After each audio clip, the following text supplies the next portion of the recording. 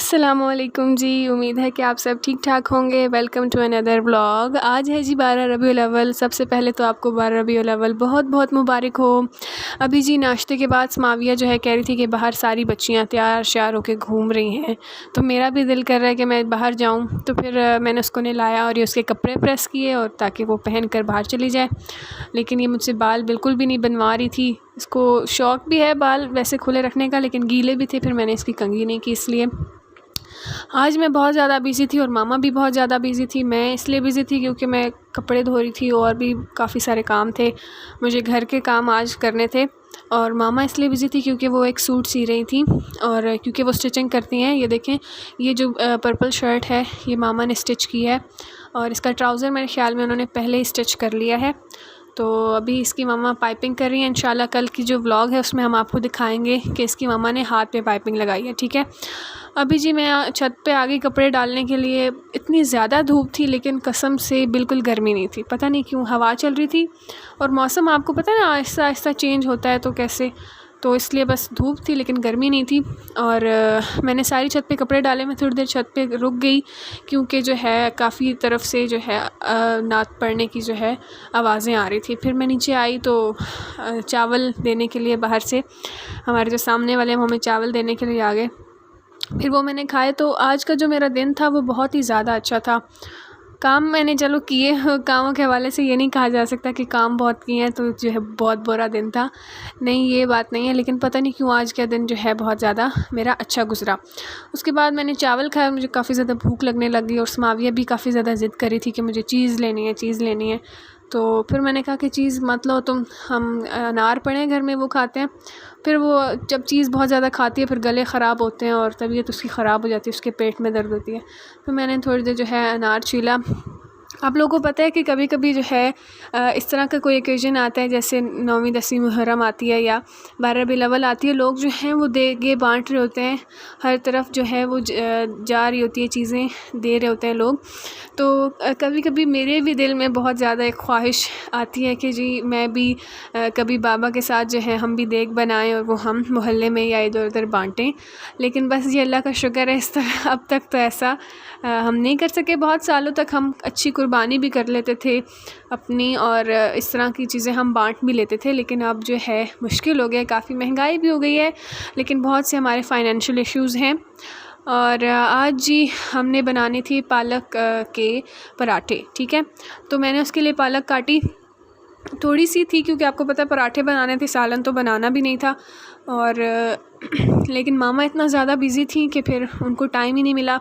और जब बाहर से जब ये चावल हलवे और इस तरह की चीज़ें आ रही थी तो फिर वो ज़ाया हो जानी थी, इसलिए भी मामा ने जो है पराठे नहीं बनाए। फिर या मैं पराठे खाती या फिर वो जो बाहर से चीज़ें आई हैं चावल वगैरह तो वो खाती, इसलिए बस फिर मैंने अभी पालक काटी।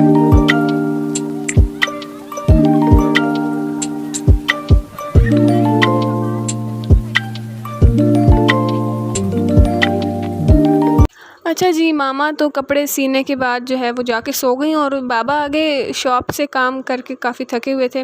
तो मुझे उन्होंने कहा कि रोटी बनाओ, तो मैं बड़ा गुस्सा है, मैंने बड़े काम किए, मुझे कह रहे रोटी बनाओ। फिर मैंने कहा यार कोई बात नहीं, जाते हैं किचन में। किचन में गई तो बर्तन ही बर्तन, इधर भी बर्तन उधर भी बर्तन, फिर मैंने वो धोए। अभी आपने देखा मैंने ये लेमन मैक्स बार की छोटी सी आपको एक दिखाई है, क्या कहते हैं चक्की, हम तो चक्की कहते हैं भाई, आप जो मर्ज़ी कहते हैं। तो वो इतनी छोटी हो गई, जैसे जैसे महंगाई बढ़ती जा रही है ना, ये चीज़ों के साइज़ छोटे छोटे छोटे होते जा रहे हैं। तो पता नहीं अब क्या बनेगा, आगे जाएंगे तो एक टॉफ़ी मिला करेगी जिससे हम बर्तन धोया करेंगे शायद। लगता तो कुछ ऐसा ही है जी। मैंने बर्तन धोए, उसके बाद मैंने बनाई रोटी। नहीं बल्कि रोटी बनाने से पहले जो है मैंने जो कपड़े धो रही थी ना, इतने ज़्यादा नहीं थे इसलिए फिर वो जल्दी धुल गए थे। और फिर मैंने मशीन में से पानी शानी निकाला। और आपको पता है मैं जब घर धोती हूँ ना तो पता नहीं कितनी बाल्टियाँ मैं सिर्फ सीढ़ियों पे फेंक देती हूँ। मम्मा मुझे इस पर इतना गुस्सा करती हैं। मैं सिर्फ इसलिए फेंकती हूँ क्योंकि वो जिस तरह पानी नीचे जा रहा होता है ना, सही ऐसे फ़्लो कर रहा होता है, मज़ेदार वेव्स बन रही होती हैं, तो वो काफ़ी अच्छी लगती हैं। फिर मैं इसलिए काफ़ी ज़्यादा पानी फेंकती हूँ और फिर बाद में मार भी खाती हूँ मम्मा से। तो फिर मैंने सीढ़ियों पर जो है सारी मशीन का पानी वहीं जाके खोला कि अभी देखेंगे वेव्स बनेंगी सीढ़ियों से। मैंने कहा आपको भी दिखाएंगे। और जैसे जैसे मशीन खाली होती फिर मैंने कहा सीढ़ियाँ देखते हैं। अच्छा जी, आप लोग इस जब तक जो है सीढ़ियों पे पानी जो है जा रहा है, आप हमें सब्सक्राइब करें इतनी देर में, क्योंकि ये बिल्कुल फ्री है, फ्री ऑफ कॉस्ट है, इसमें आपके कोई पैसे नहीं लग रहे, ठीक है ना। तो बस एक क्लिक पे आप हमें सब्सक्राइब कर लेंगे।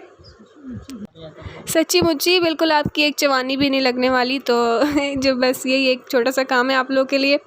और ये देखिए जी, पानी सीढ़ियों से नीचे जा रहा है, मेरे दिल को तस्कीन मिल रही है। पता नहीं क्यों मुझे अच्छा लगता है, तो बस अच्छा लगता है, इसकी कोई वजह नहीं है। काफ़ी दफ़ा मुझे जो है वो कह देती हैं कि तुम्हें पता है बहुत से ऐसे इलाके हैं जहाँ पे पानी भी नहीं है और तुम ज़ाया कर देती हो। फिर जी मैंने मशीन वगैरह साफ़ करके रख दी और उसके बाद आ गई मैं किचन में, क्योंकि बाबा को बहुत ज़्यादा भूख लगी थी। नाश्ता किया था सुबह उन्होंने, और फिर वो तकरीबन 3 या 4 बजे वापस आए। तो फिर मैंने रोटी बनाई, क्योंकि मामा सो गई थी, और अगर मैंने मामा को जगाना था तो बाबा ने कहना था कि कोई काम नहीं करती तुम, तो फिर तुम ये क्या मतलब इस तरह डांटने लग जाना था। और इसी में क्या हुआ कि माचिस जो है वो चूल्हे के काफ़ी करीब पड़ी थी, और वो देखें सारी की सारी माचिस जल गई और मैं डर गई। जब तक मैं माचिस को देख रही थी देर में मेरी रोटी भी जल गई। तो 2 डबल नुकसान हो गया ना। ये बस शायद ये मम्मा कहती हैं कि उम्र ऐसी होती है, आप लोग की ध्यान नहीं दे सकता आप लोग इतना। तो ये है कि बस रोटी भी जला ली, माचिस भी जला ली, सारा सत्यानाश करी। और स्मावी ऐसी है ना कि जब किचन में आई तो उसे स्मेल आई और माचिस उठा के बाबा के पास लेगी। हाँ सालिहा, अभी तुमने सारी माचिस ज़ाया कर दी, अस्तगफिरुल्लाह, एक भी माचिस नहीं छोड़ी तुमने। बस बेस का काम है शिकायतें लगाना है। तो फिर मैंने अपने लिए और स्माविया के लिए कंडा बनाया, और शाम का टाइम हो गया था, फिर असर हो गई थी तकरीबन। आपको पता है चाय का टाइम होता है, तो चाय पीने का बहुत ज़्यादा दिल था मेरा, मम्मा का। और जो मैंने पालक काटी थी उसके वो पालक के जो हैं पराठे तो नहीं बन सके। फिर मैंने कहा मम्मा जी मिन्नतें कर रही हूँ आपकी कसम से, मेरा इतना दिल कर रहा है पकोड़े खाने को। और जब मैं छत पे गई ना कपड़े उतारने के लिए, तो हर तरफ खुशबुएँ आ रही थी, इधर से पकोड़े बन रहे हैं, उधर से पकोड़े बन रहे हैं, इधर कोई रोल समोसे बन रहे हैं। तो वो खुशबू मुझे बड़ी अच्छी लगी। मैंने नीचे आके मम्मा की मिन्नतें की, और मम्मा कहती हैं अच्छा चलो बना लेती हूँ तुम्हारे लिए मैं। फिर ये मामा ने सारी चीज़ें काटी, क्योंकि पालक तो मैंने पहले ही काट ली थी, इतनी मैं अच्छी बच्ची हूँ। और तो फिर मामा ने सारी चीज़ें काटी, बाकी प्याज और ये जो आलू होते हैं, बस फिर उन्होंने मसाले शसाले मिक्स किए। और ये इसके अंदर मामा जो है डाल रही थी कसूरी मेथी। ये देखिए जी, ये कसूरी मेथी है, ये मामा डाल रही थी, और इसका बहुत अच्छा टेस्ट आता है पकोड़ों में। बहुत से लोग डालते होंगे, लेकिन जो नहीं डालते वो एक दफ़ा डाल के ज़रूर देखें, ठंड पड़ जाएगी, बड़े मज़े के पकोड़े बनेंगे। खैर जी, मामा इसको धो के डाल रही थी, क्योंकि आपको पता है धनिया और ये जिस तरह की ग्रीन ग्रीन चीज़ें होती हैं, ग्रीन ग्रीन सब्ज़ियाँ पौधे जो भी होते हैं, ठीक है, इनके अंदर होती है रेत। बेशक ये खुश्क थी, लेकिन फिर भी मामा इसे धो के डाल रही थी, क्योंकि इसके अंदर मिट्टी होती है। ये देखें जी, मामा धो रही हैं, और फिर इसको मामा ने सेपरेट करके उसके अंदर डाला है। बहुत ज़्यादा नहीं डाली, मेरे ख्याल में एक चम्मच डाली होगी, हाँ थोड़ी सी, क्योंकि फिर इसका ज़्यादा टेस्ट वो ओवर हो जाता है, ज़्यादा अच्छा नहीं लगता, ठीक है।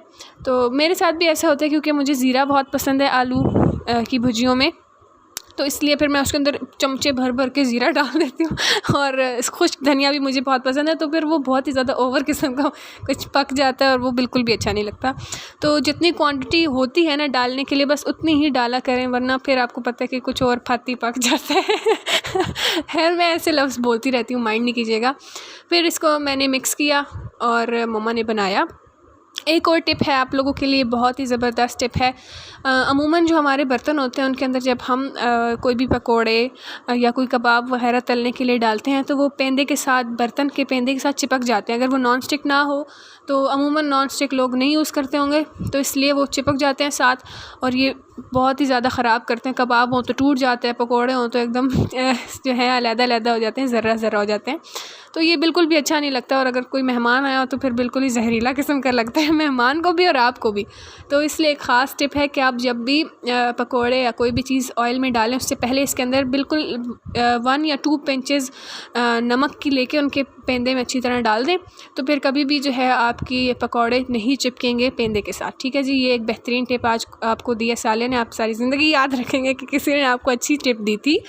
तो बस ये पकौड़े मम्मा ने डाले, उसके बाद हमने पकौड़े एंजॉय किए। आप भी ज़रूर बनाएगा पकौड़े, बीच में कसूरी मेथी डालकर।